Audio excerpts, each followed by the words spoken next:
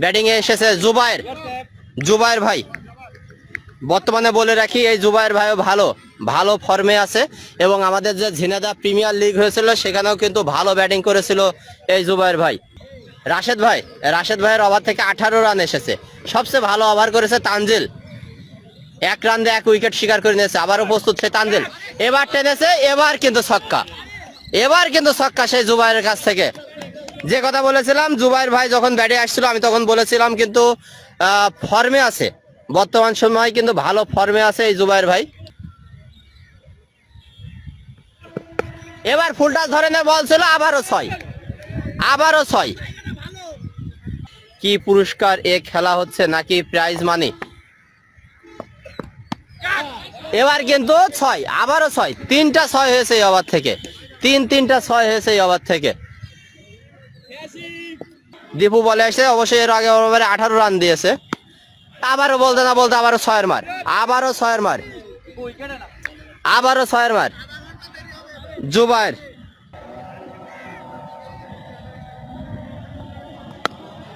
আবারও 6-এর মার সে জুবায়ের কাছ থেকে। এই যে আবারও বল পানির ভিতরে, আবারও বল পানিতে। জুবায়ের ভাই ব্যক্তিগত 37 রানে ব্যাট করছে, 37 আর 6 43, ব্যক্তিগত 43 রানে ব্যাট করছে, ব্যক্তিগত 43 রানে ব্যাট করছে জুবায়ের। জিএম কি আছে? হ্যাঁ ঝিনাইদহ সবাই আছে ভাই।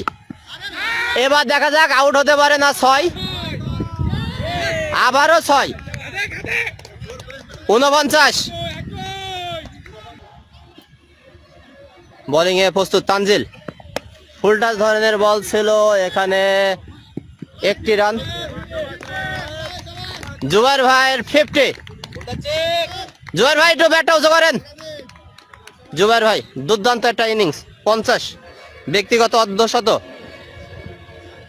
ব্যক্তিগত অর্ধশত পূর্ণ করে ফেললো সেই জুবায়ের ভাই। 48, দেখা যাক শেষ ওভার থেকে কত রান হয়। আউট, এবার আউট। ব্যক্তিগত 50 রান করে ভালো একটা ইনিংস খেলেছে, নিঃসন্দেহে ভালো একটা ইনিংস খেলেছে জুবায়ের ভাই। ব্যক্তিগত অর্ধশত রান করে প্যাভিলিয়নের পথ ধরেছে। নতুন ব্যাটিং হিসেবে আসছে পরিমল দা, নতুন ব্যাটিং হিসেবে আসছে পরিমল দা।